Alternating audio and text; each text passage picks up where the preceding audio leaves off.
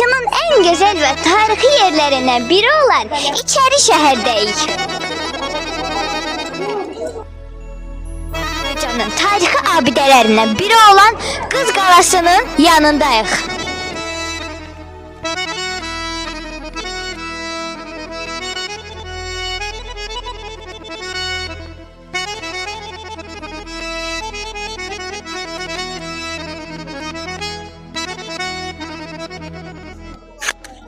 Bugün benim için xüsusi detallardan biri de Kəlağayıdır.